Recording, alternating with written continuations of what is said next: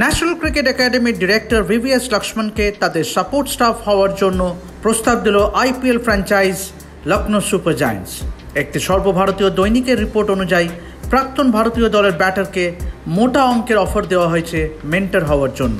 তবে স্বয়ং লক্ষ্মণ এ বিষয়ে আগ্রহী কিনা জানা যায়নি।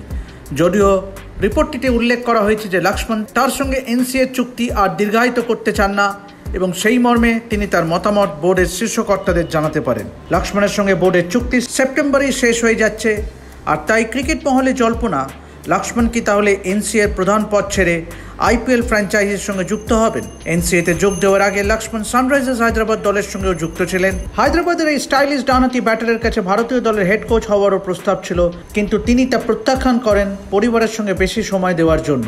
লখনৌ সুপার জায়ান্টসের এই নতুন প্রস্তাব তিনি গ্রহণ করেন কিনা এখন সেটাই দেখার।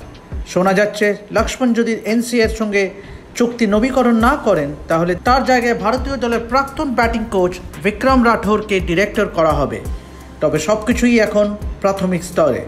উভয় পক্ষের সঙ্গে আলোচনার মাধ্যমেই সিদ্ধান্তে আসা হবে বলেই মনে করা হচ্ছে।